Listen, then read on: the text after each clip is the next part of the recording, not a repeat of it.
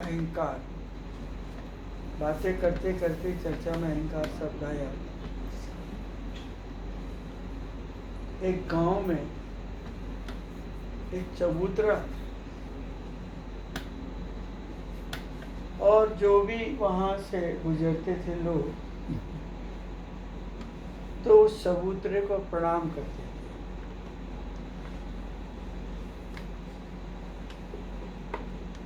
एक व्यक्ति देख रहा था,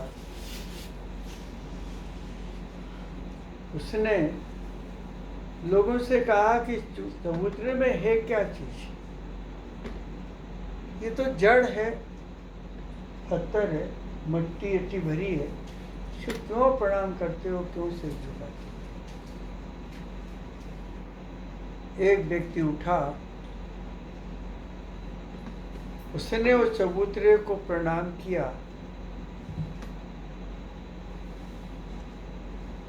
तो उसने कहा, ये सदियों से यहीं पर है,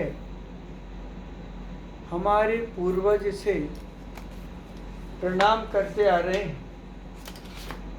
जब हम अपने दादा को प्रणाम करते हैं, परदादा को प्रणाम करते हैं, दादी को प्रणाम करते हैं, तो ये महान आत्मा का स्मृति का है, समाधिस्थ हुए हैं, इसलिए सब प्रणाम करते हैं। यहाँ एक ऊर्जा है, ज्योति है कि यहाँ पर। तो उस आदमी को विश्वास नहीं हुआ और एक दिन उसने चुपके से उसके पत्थर को उठाया तो उसके अंदर एक ज्योति सी थी, चमक रही थी। हतप्रभ हो गया, इस पत्थर में क्या है? हाथ में ना है, चमक बहुत। उसने वही बंद कर दिया।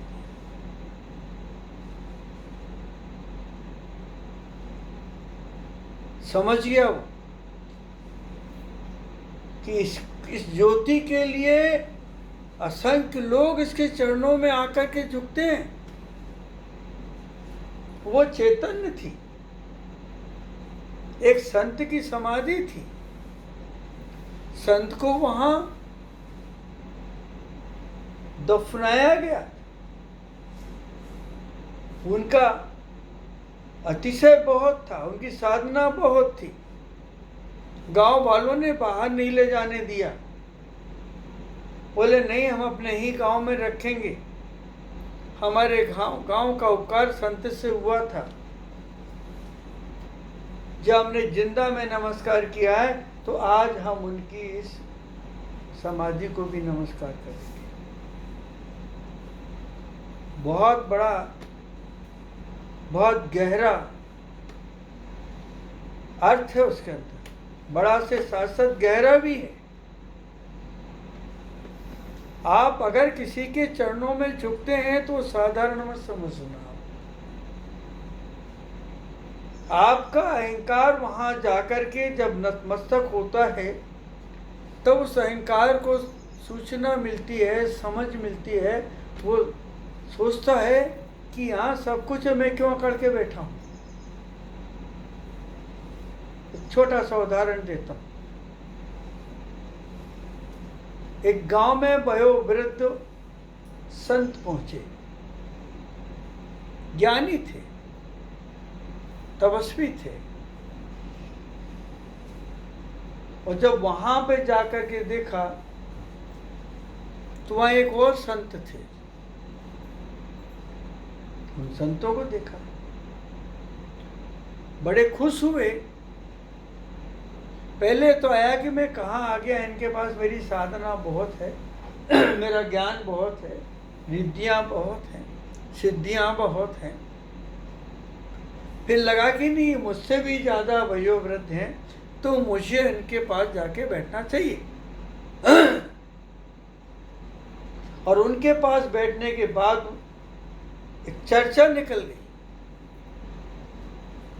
नमन के ऊपर निकल गई कि लोग झुकना भी नहीं जानते और अहंकार से झुकते भी नहीं। इतने में और एक संत आ गए जो एजुकेटेड थे, चारित था, ज्ञान था, लेकिन अहंकार बहुत था। बोले बुड्ढों के सामने क्यों झुकूंगा मैं, मेरे पास ज्यादा ज्ञान है। फिर वो निकलने लगे तो फिर एक शब्द आया मन के अंदर, अरे यार मैं जा रहा हूं इन संतों की परीक्षा कर लूं, कुछ कहूं उनसे। इतने में एक युवक भी आ गया, वो भी एजुकेटेड था, वो भी संत था। तो दोनों की चर्चाएं जब होने लगी, उस चर्चाओं में इतनी गहराई तक चले गए।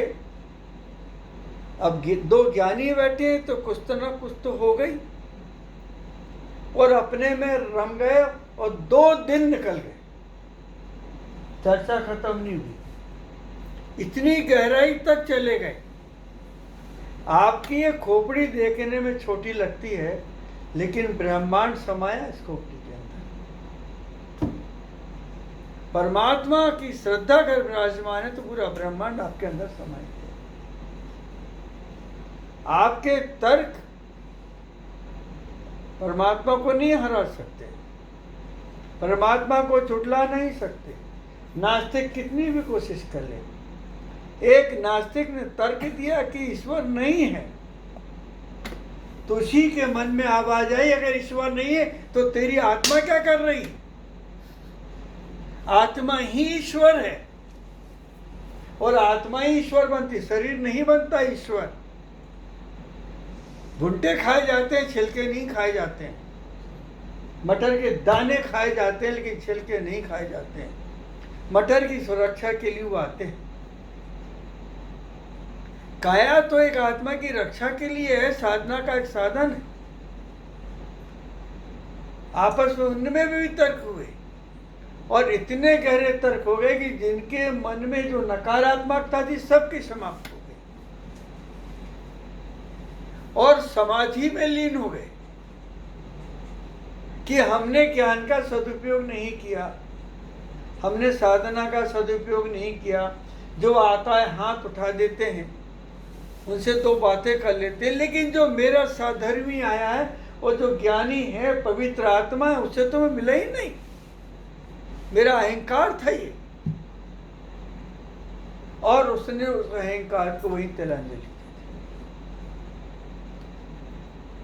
ऐसी उस व्यक्ति ने जो कभी चबूतरे को नमस्कार नहीं करता था, उस चबूतरे के पास जब जाने लगा तो उसके जीवन के अंदर बहुत बड़ा परिवर्तन हुआ। तो एक संत ने देखा जो वहीं बैठा करते थे कि ये आदमी कितना बदला है, और सबको प्रेरणा दे रहा है कि यहां से निकले तो प्रणाम करके जाना, ईश्वर के दर्शन करना है तो प्रणाम कर लेना, जीवन में शांति को उपलब्ध करना है तो अपने को बिल्कुल झुका देना। बोले वहीं से में जो जितना झुकेगा उतना ही पाएगा। आपने देखा कुएं में बाल्टी झुकती है तभी भरी जाती है, नहीं तो नहीं भरती। झुकने में ही सब कुछ है। कसाएं मंद हो जाती हैं, अहंकार झुक जाता है, आत्मा अपने आप खिलने लगती है। जिसने झुकने का आनंद नहीं लिया, जिसने कसाय को नहीं छोड़ा, वो सोच रहा है कि मैं पद में बड़ा हूं। तो रावण भी तो अपने को यही बोलता था, और लक्ष्मण ने भी यही कहा था। जब राम ने कहा था कि रावण को जाओ प्रणाम कर लो, तो यही शब्द तो कहा था कि वो तो मेरा दुश्मन है। राम ने कहा दुश्मन होगा, लेकिन विद्वान तुमसे ज्यादा है, सारा ज्ञान उसके पास है, तुम उससे ज्ञान तो ले लो। और सिर के पास खड़ा हो गया, रावण नहीं बोला। राम से जाके बोले कि वो बोलता नहीं है, घमंडी। राम ने कहा कि रावण घमंडी नहीं, तुम घमंडी हो, किसी से कुछ लेना है तो चरणों में जाकर के खड़े हो जाओ। और जैसे ही चरणों के पास खड़ा हुआ, लक्ष्मण खड़े हुए और पूछा कि तुम्हारी हार का कारण क्या है। एक शब्द में उत्तर दिया कि मेरे पास तुम्हारा जैसा भाई नहीं है। एक उत्तर। बहुत आश्चर्य हुआ कि इतने आदर के साथ मुझे दिया, जबकि हम लोगों ने तीर चलाए हैं इसके ऊपर। कभी भी किसी को छोटा या बड़ा समझ करके एवॉइड नहीं करना चाहिए, निंदा नहीं करनी चाहिए। कल भी ये बात कही थी और आज भी कह रहा हूँ आपसे। जिंदगी की सारी उपलब्धियां आपके नमन में ही हैं।